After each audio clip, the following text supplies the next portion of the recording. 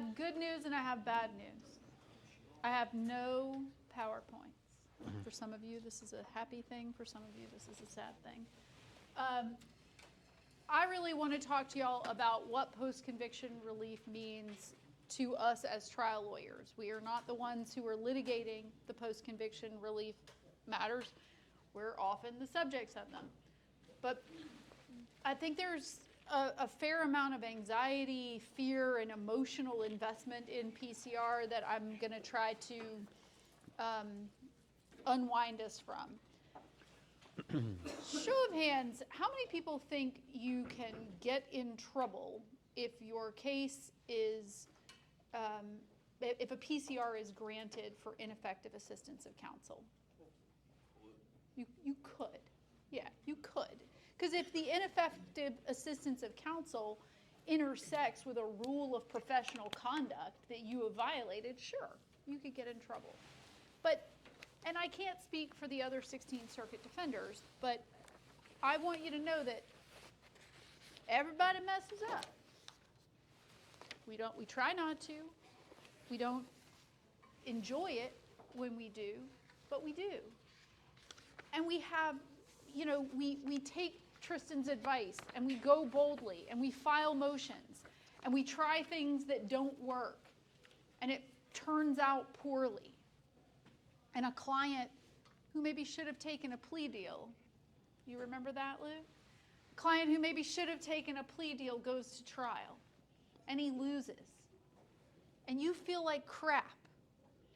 Well, a lot of people take the post-conviction relief system as a personal affront and an opportunity to be offended that this person that they worked so hard for dares to criticize how hard you worked and how your work turned out.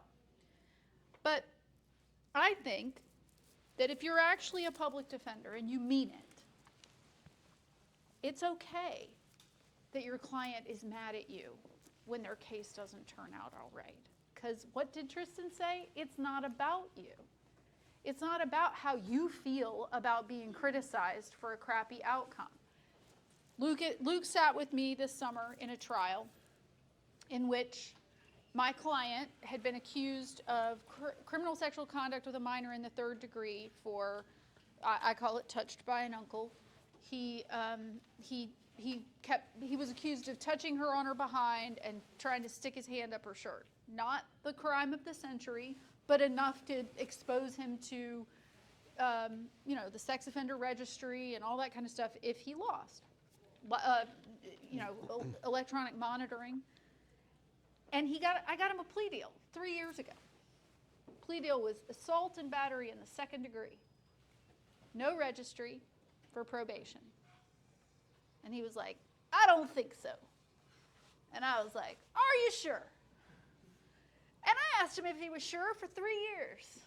Luke was there when I asked him if he was sure multiple times. He was always sure because he was never going to agree that he did something that he didn't do. And I did my very best at trial. He was not the sort of defendant who was going to perform well on the witness stand because he just couldn't stop talking about the tickle game. Just wasn't the best. He was being honest. He was being honest, but it was not the best. So he was not going to be a good witness, and I had to do the best I could with the witnesses that the state brought me, and I think I did a pretty good job. Luke works for me, so he's nodding. But I do. I think I did a pretty good job. And what did I tell him while we sat waiting for the jury? I told him all about the post-conviction relief process. I told him all about the fact that I did not think he was going to have a lot of cognizable issues on appeal because I won all the motions that I made. I got everything I wanted, and so if we lost, I was like, I don't think we're going to have a lot we can do on a direct appeal, so let me go ahead and tell you about post-conviction relief. These are the things you can do. You can sue me. You can say I provided ineffective assistance of counsel. You can say that the prosecution was somehow illegal, or you can turn up newly discovered evidence that I could never have been able to discover through the reasonable exercise of due diligence. And as it turns out, the jury returned a verdict of guilt, and he was sentenced to 18 months in prison, and he will register as a sex offender for the rest of his life, and he will be required to wear an ankle monitor for at least a decade. That really sucks. That just stinks. And it stinks that he made the wrong call, and that I was pretty sure that was the wrong call. But about a month later, I got a phone call from a really wonderful lawyer who's in private practice, Dane Phillips, great lawyer. And he said, I'm thinking about PCRing you. And I was like, yes, go for it. Hit me. Bring me what you got. Find a sword and I'll run through it. Because my job was to protect my client in trial. And I did it as well as I could do it. But if I screwed something up, let's do whatever we can to recover whatever is possible for that person. Last Friday, I was summoned to Sumter to ultimately sit and not be called as a witness. Super annoyed about that. In a PCR from a trial that Sean Ken and I did in 2016. We tried the snot out of that case. We tried that case so hard. We did so good. We got things admitted into evidence that we had no business getting in because the other side wasn't paying attention. We did so well. Jury stayed out for hours. Allen charged. We had a photo lineup of the penis, and it was a very distinctive penis. It had 3 colors. But we kept that jury out. Okay, so we did good. We did good. But when we were driving home to Sean's office after having the Allen charge resulted in a guilty verdict, a friend of our client was a pastor. Wasn't the best. And a parishioner in the church called Sean on the way back to the office and said, what happened? Why didn't you call me as a witness? And a lot of times your clients say, well, I've got all these character witnesses. They can come testify for me. And you don't call a bunch of people. They were mad because we didn't call a bunch of people to say he didn't rape them.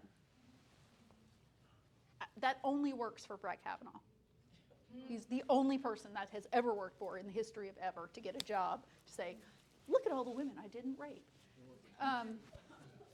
So we did not call those folks to say that he had not raped them, and we did not call every parishioner in the church to say he was a really good guy who they'd never heard of raping anybody. So he said, why didn't you call me? And, Sean was like, I mean, man, just didn't seem like the thing to do. And he said, she's done it again. And Sean was like, say that one more time. He said, she's done it again. My ex-wife, his ex-wife was the mother of one of the children there were 4 girls, they were all sisters or cousins, and his ex-wife was the mother of one of them, and he said, she's done this before. She's lied before to get someone in trouble, and she's gone to prison. She's been prosecuted for it. And the whole time, Sean, it's like, I want you to think about this. You're like, like you can't even process this. So we're driving down the road, Sean in his Maserati, me not in a Maserati. And he calls me and he's like, he says she's been prosecuted. This woman testified. She was the outcry witness in the trial. He's one of the best trial lawyers in South Carolina. How could this happen? Well, it happened for 2 reasons. It happened because the AG handed us a sled catch that said she had no criminal record. Well, they had done the wrong sled catch on the wrong spelling of her name. But Sean hadn't followed up on all of the things that this particular witness had to say. And so as we're driving down, I don't know, 521 or something, I'm very much breaking the law and sled catching her. Like, I'm looking through the discovery, getting her number, and I had just been brought in to be the hired second chair. I hadn't done all the research in the case, but I'm driving and sled catching, and she definitely has a conviction from Clarendon County for lying to false information to police. That's kind of important. And so we immediately made a motion to reopen, a motion for a new trial. That was denied. Appealed it to the Supreme Court through Charles Gross. And it was one of 3 cases that was decided on the same day, with a case that overruled State versus Wallace. That was a terrible case about prior bad acts and sexual assault cases. But they really did not like Mr. Durant, my client, and he did not get the benefit of the overruling of State versus Wallace, and he was given no relief. So last Friday we had a hearing in post-conviction relief. 8 years later. 8 years later. And you have a choice in a post-conviction relief matter. You have a choice to be a public defender or to have thin skin and be a big baby. And one of the most well-paid, successful lawyers in South Carolina took the stand and said, I screwed up. I should have investigated this better. I should have known that this woman had this conviction. And I don't care that the Supreme Court said it was the Attorney General's fault. It was my fault. This man deserved a fairer trial, and I didn't give it to him.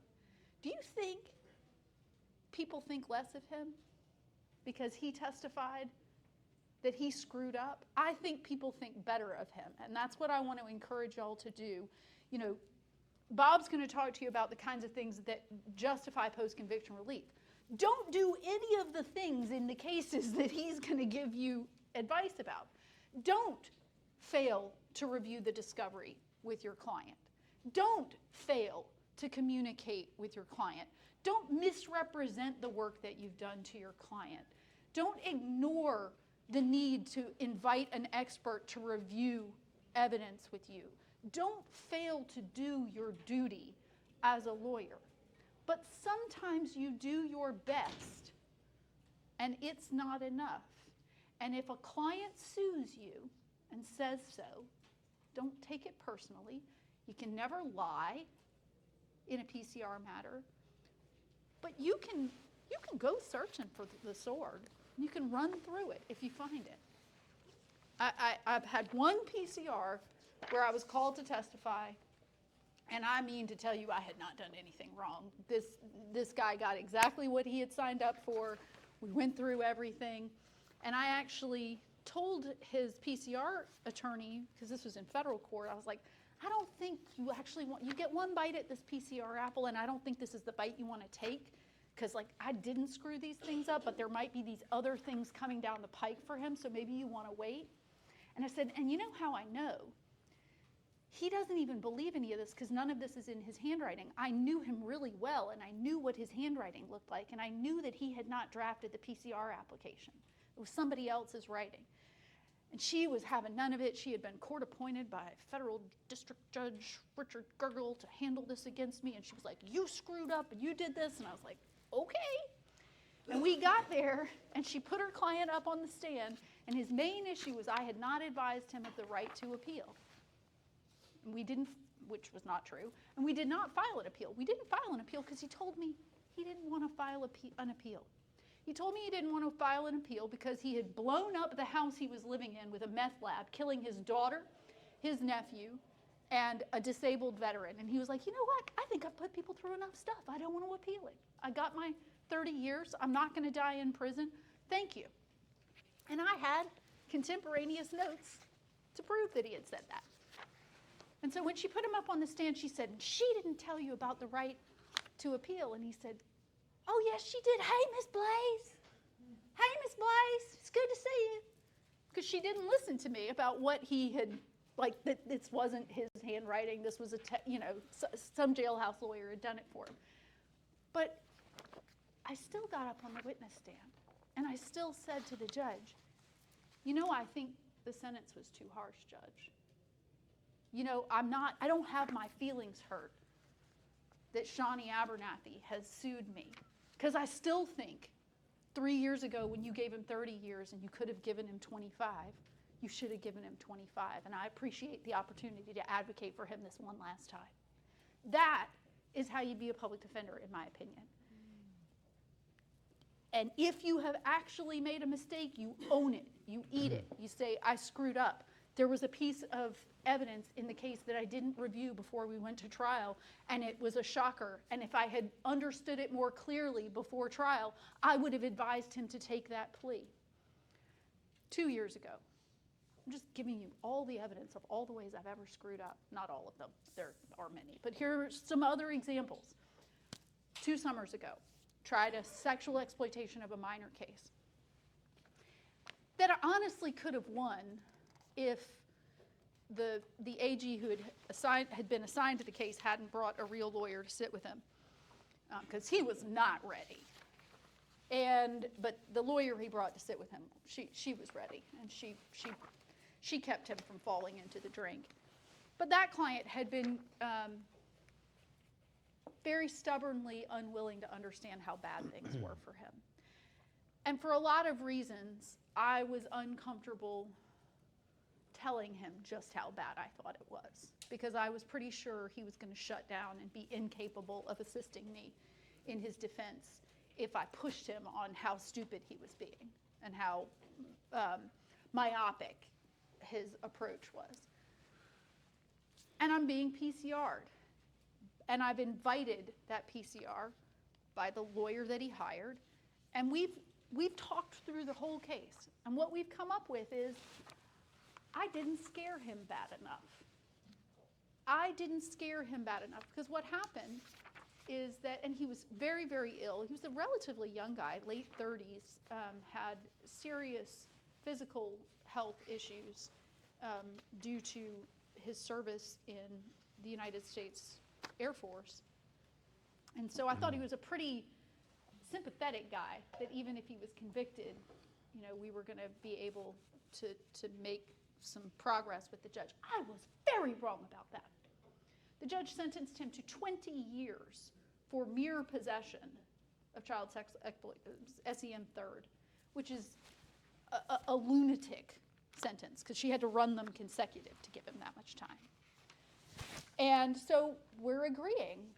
His lawyer is filing a PCR where he's saying, you screwed up by not scaring the hell out of him, by not telling him what this judge was likely to do. You should have known how mean she was. And in hindsight, it's like, yeah, I can eat that. I can own that. And every time you have to contemplate that and you have to confront what where you've fallen short, you get better at this job. You get better at doing it. It's not a failure to say I failed. It's a failure to ignore the mistakes that you've made. So that is a very, I have approached this topic from a non-technical, just gentle motherly advice point of view. I'm happy to answer questions about how, as a trial lawyer or a plea lawyer, you prevent yourself from making the mistakes that result in a bad outcome. But once the bad outcome happens, I think you invite all the possible scrutiny you can to see, and you scrutinize yourself, not to the point of some sort of self-flagellation and like you can't sleep, you can't eat, you can't think straight. And I'll give you a last example. Earlier this year, 2 lawyers in our office tried a murder case, and it was not a whodunit, it was a what is it. This guy definitely shot. They loved their client. He had a self-defense argument. Everybody loved their client. He was great. Everybody liked him. They believed in his self-defense argument. They worked so hard. They knew the case so much better than the other side. They knew where all the bullets had landed. And there were lots of bullets because it was crossfire. And in closing argument, all week long, the solicitor had been poking at him, pissing him off, getting him irritated, referring repeatedly to the woman who was first chair as Miss Monaco, Miss Monaco, Miss Monaco. Like, why is she, stop calling her name. And it was driving her nuts that he was calling her name. And in closing, he turned to her table and he pointed at her and her second chair and said, their job, misdirection. Their job, confusion. Bob, is that objectionable? Yes. Right. Why is it objectionable? Well, because you're disparaging defense Golden counsel. rule. It's not true, for one thing. Right. Absolutely. Golden rule, right? Golden rule violation. They didn't object. They came back to the office waited when the jury went out, and they told us this awful thing had happened, and we were like, so you objected? And they said, no. And when he was convicted, they were devastated. And the case will wind its way through the courts, and despite my best efforts, it will not probably receive plain error review. I'm not giving up. I'm not giving up, Bob. Yeah. I know. But it will come up for PCR. And will that be enough to get him a new trial? No. But I tell you, they will have relief when that moment finally comes that they get to sit on the witness stand as defendants or witnesses in a post-conviction action and say, yeah, we screwed up. We were so tired. We were so worn out. We didn't make what was an absolutely obvious objection to all the people who weren't tired, who weren't strung out, who weren't afraid of pissing off the jury in the middle of the state's closing argument. We screwed up. We should have done that. His trial wasn't fair because they improperly impugned our motives and our behavior at trial. That's how I look at post-conviction relief. And so I hope that the first time y'all get find your names on a roster, and some baby assistant attorney general who's never tried a case goes to court to defend your performance at trial, you'll educate that baby assistant attorney general about what you could have done better, not all the things you did right. So, any questions? Cool. Take it away, Bob. Thank you. I'm going to sit here in case questions emerge. Thank you, Cameron. I want to, it's a quick presentation, a lot of material, but it's not so much don't do this or, you could be found ineffective. It's not meant that way at all. It's some of these, I think, in law, we have to, sometimes something's wrong, but you have to have an understanding of the concept of why is this wrong. Now, some of these things you're going to see could have been avoided just through better failure. Sometimes we might not be the smartest lawyer on the planet, but it's kind of few cliches that throw out, right? Nobody can outwork you unless you let them. And another old one, kind of sports one, right, was failing to prepare is preparing for failure. So, this again, preparation, everything. Okay, one of these, this was a case with very thin evidence in a burglary and a robbery case. And the court held defense counsel was deficient for failing to call alibi witnesses. Really, the only piece of evidence here was Weldon's DNA was found on a single piece of duct tape, which was not overwhelming evidence. Now, the defense attorney did not call Weldon's sister. The crime happened between 6 and 6:30 on this day, May 15, 2010. Sister could have provided him with an alibi that she saw him at 5 a.m. He was at the house from 6 to 7 a.m. when the crime occurred, and she did not see him leaving his room until 9 a.m. when he let his cats out. So the court found that failing to call her was ineffective assistance of counsel. Let me go back. These slides are a bit repetitive, so I'm going to go through them quickly. Chappell v. State, again, we have an, quote, independent expert. We talked about this some this morning on, some people believing that, or wanting to believe that children just don't lie. Again, I think that's just preposterous, because it is. But they said that the failure to object to that was ineffective assistance of counsel. Now, real briefly, kind of on how the law is developed here in this area is we used to have forensic interviewers, the person who interviews a child for their prior consistent statement, which it is inadmissible in any other context without the statute that says it can come in these cases. They used to signal to the jury that I do this every day, I'm an expert, and I can tell when children are lying and telling the truth. So our court, Supreme Court, got to the state of the law after a lot of work by a lot of lawyers in the state that they said the forensic interviewers can only introduce a forensic interview, and they can do essentially nothing more. They can't do anything that bolsters a child. But these independent experts, or they're called blind experts, don't ever fool yourself that they're independent. They're not. They are there as advocates for the prosecution in these cases. So again, what is improper bolstering? It's testimony that indicates that the witness believes the victim or alleged victim. Okay? It can occur when a witness testifies, they're trying to signal to that jury that is the expert, they believe the child. They believe the alleged victim's telling the truth. Okay, and the court in Chappell said, we disagree that this witness was not bolstering simply because she was an independent witness, right? They say, I don't know anything about this case. I was just dragged in here.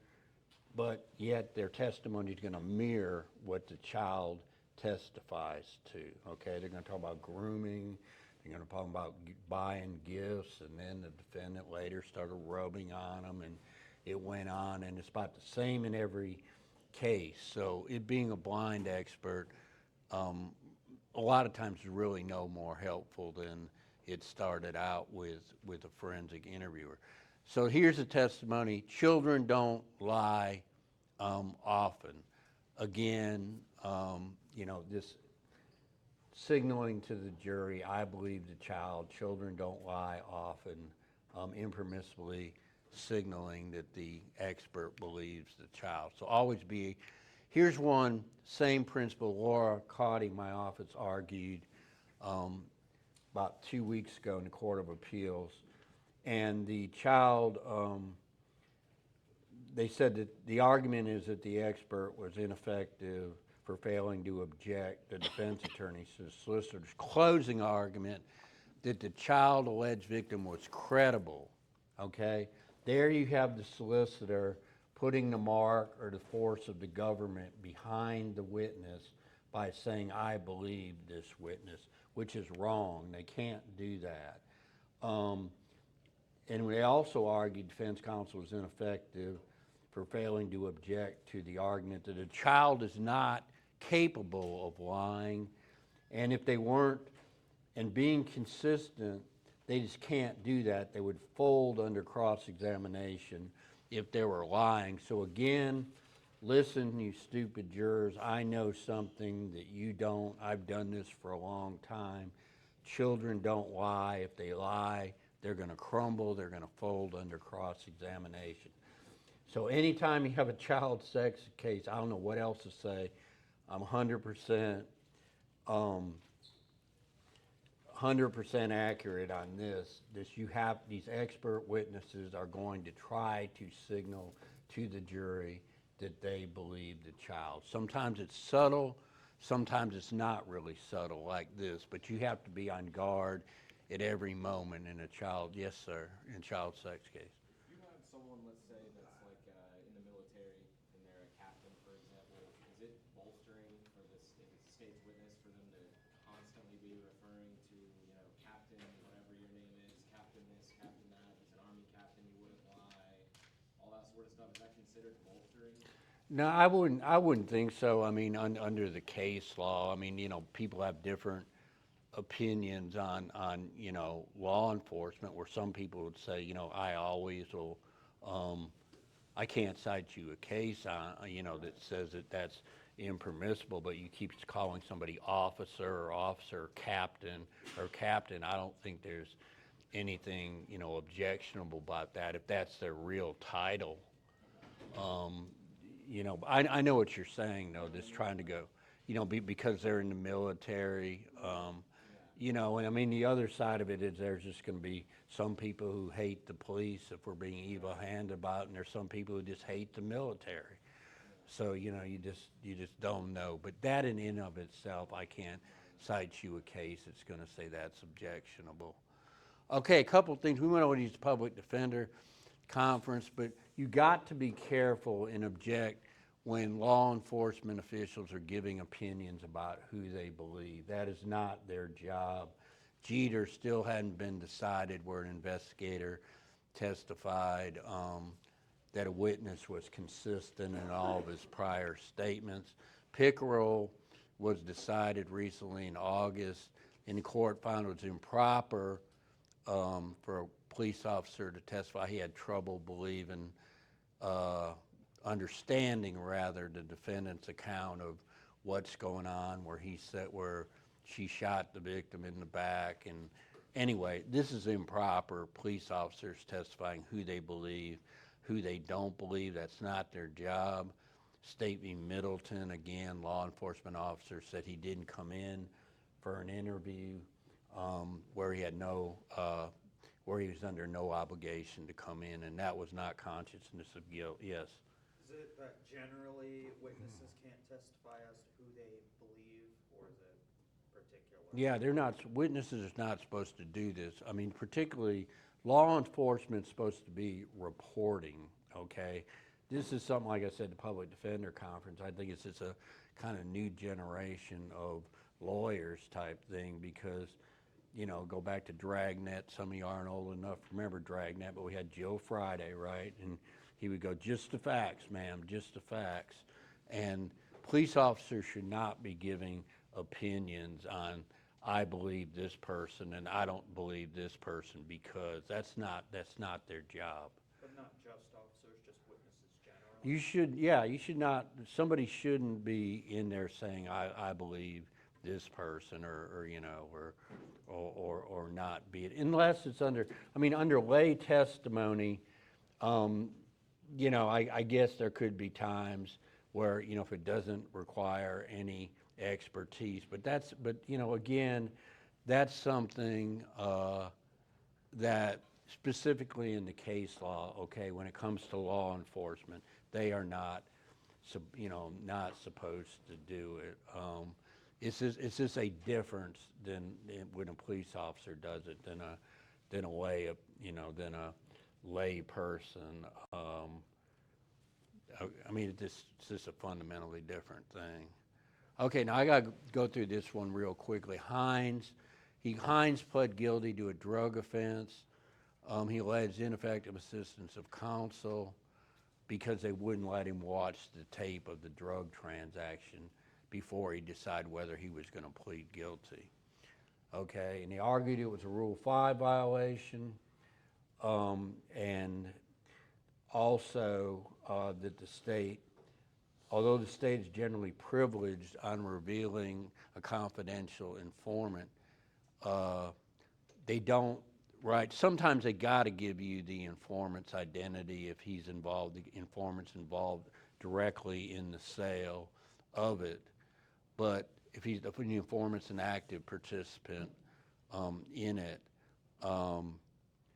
But here what happened was the solicitor allowed the defense attorney to watch the tape, although they wouldn't allow his client to do so. And the court said several different things. It wasn't a Brady violation because, right, to have a Brady violation, you need several things. The evidence has to be favorable to your client. It has to be in the hands of the prosecution, and the prosecution has to suppress it. And the court said they didn't suppress it because they showed it to the defense counsel. You're the agent for your client, and they say we're not going to hold that they have to show it directly to the client. And then the court said also they took the extra step of generating still photos from the videotape and giving them to the defense. So it cannot be said in PCR that the defense attorney acted unreasonably in not seeking to compel disclosure of the videotape so that the client could directly see it rather than just take his attorney. His attorney testified the tape wasn't going to do us any good because it showed the informant and the defendant in a drug transaction, and the court held in PCR was not a Brady violation because it was not exculpatory, it was inculpatory. Okay, but this will come up from time to time. Look out for this too. The prosecution cannot attack the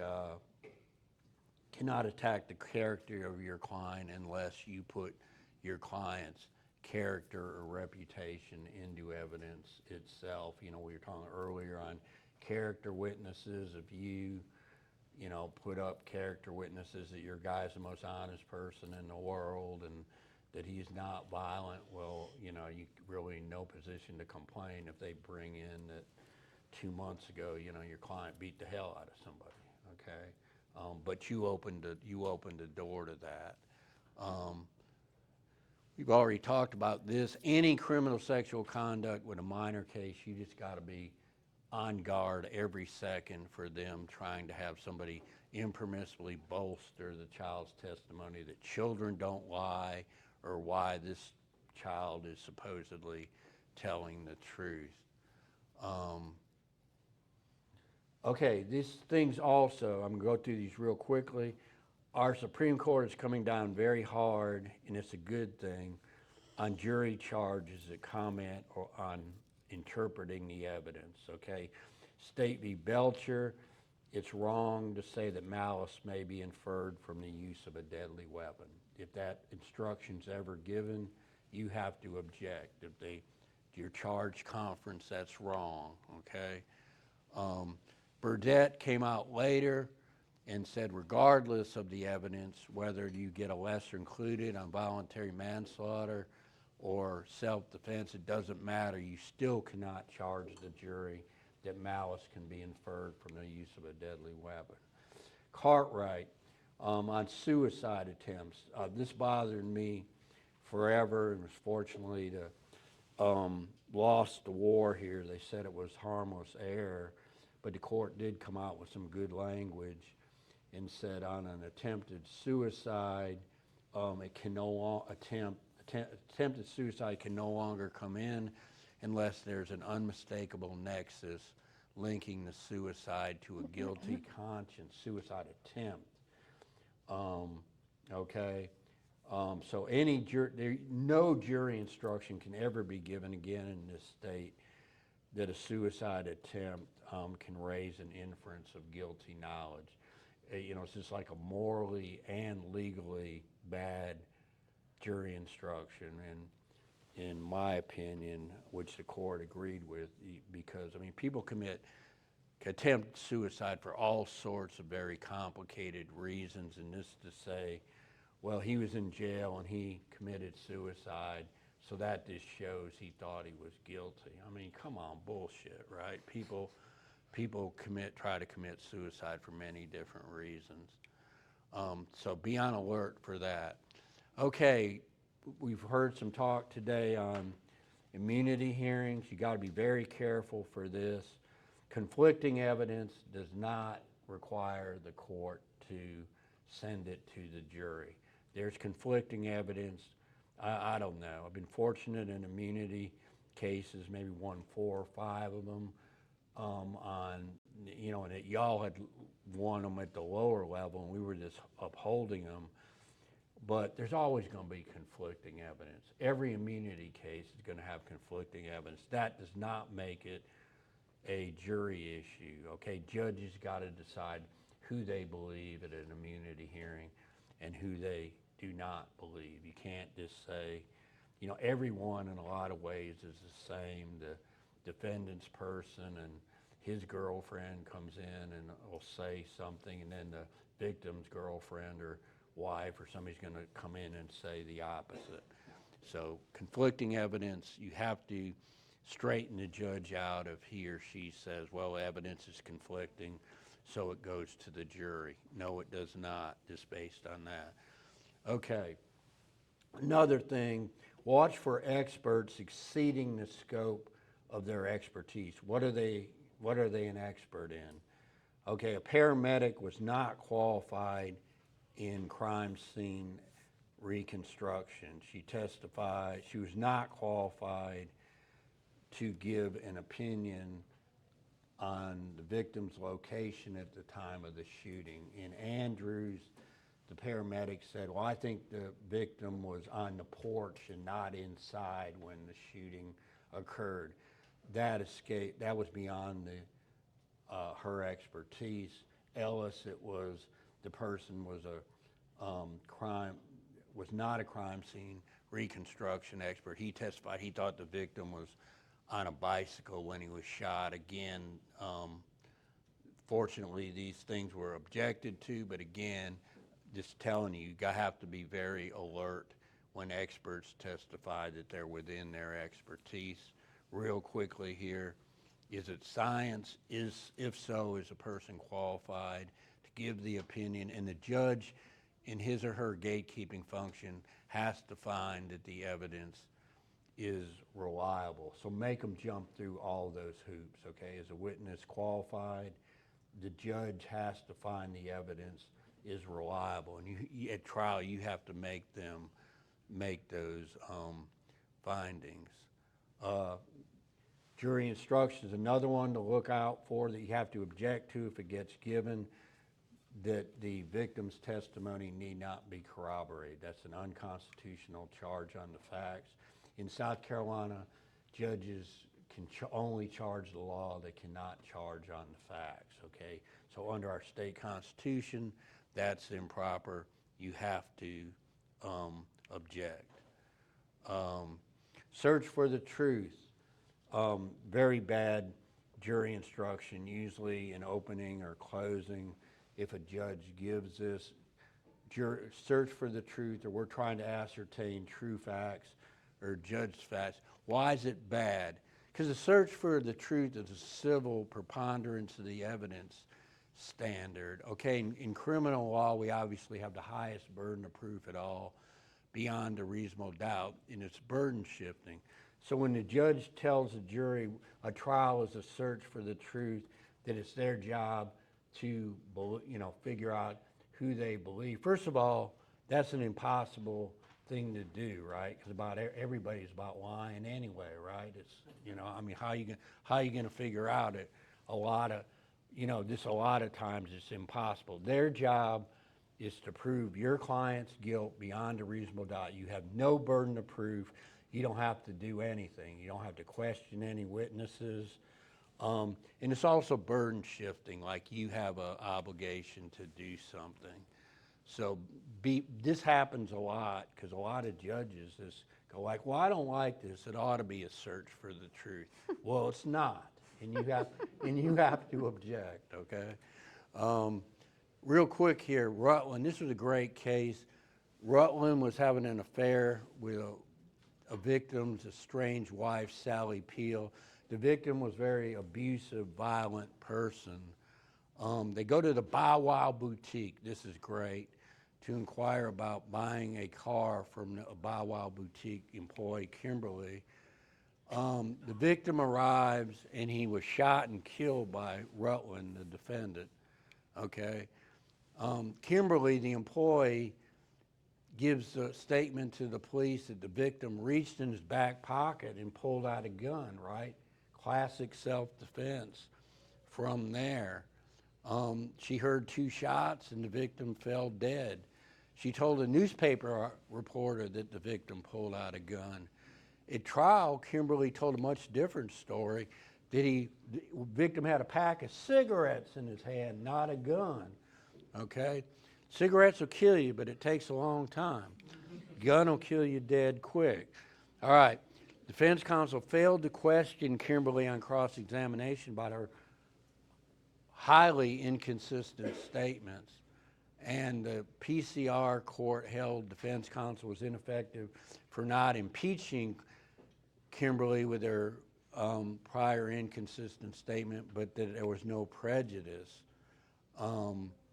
Okay, and the Supreme Court took the case and disagreed, and they said that the failure to impeach her on her prior inconsistent statements about him having a gun rather than a pack of cigarettes was ineffective assistance of counsel.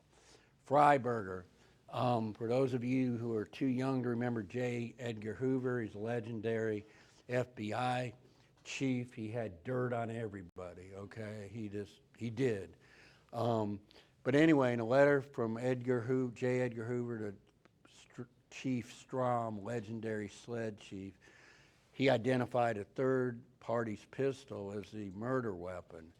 At trial, the defense attorney didn't introduce the letter, which the state agreed was admissible, okay?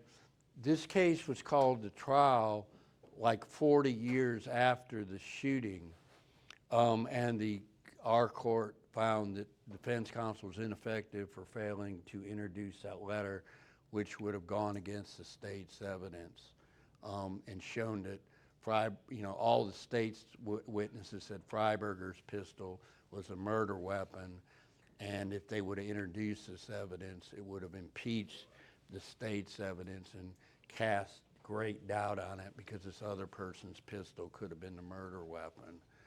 Okay, a couple of quick hitters here. Castro, he's convicted of trafficking in cocaine, given 15 years imprisonment. Earlier in the week, the judge said, if you would have brought this up pre-trial and you wanted to plead guilty, I'd be inclined to give him 7 years, but I'm not going to do it now. What's wrong with that? You cannot punish the defendant for going to trial. Okay, you can give him the benefit of the doubt or for pleading guilty, but you cannot punish somebody. So if you ever hear remarks like that, you know something's wrong.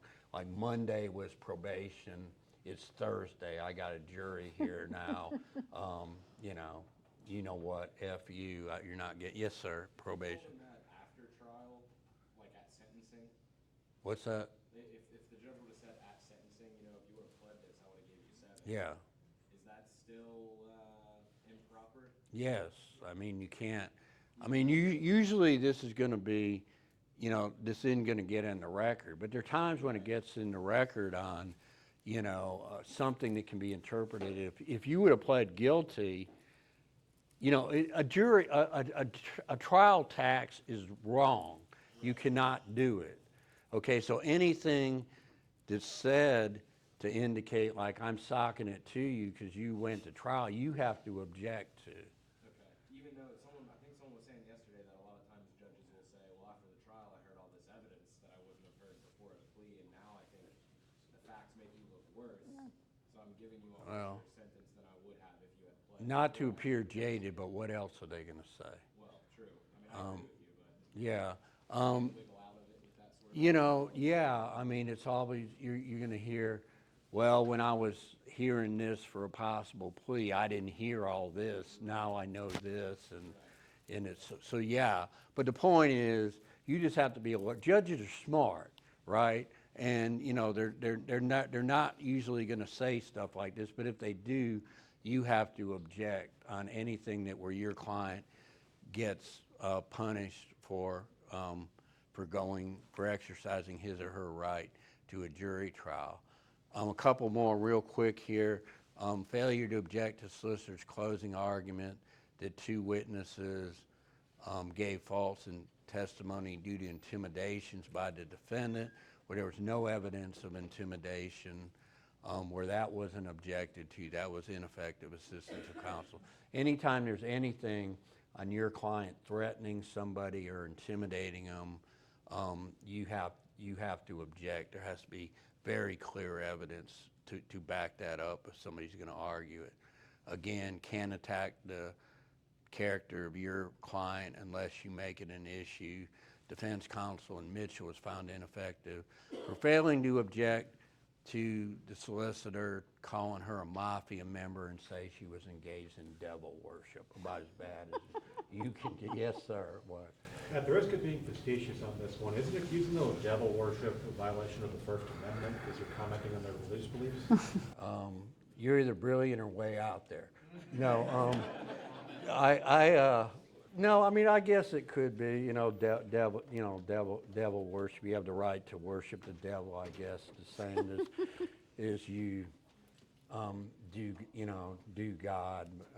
But let's keep that one among friends, okay?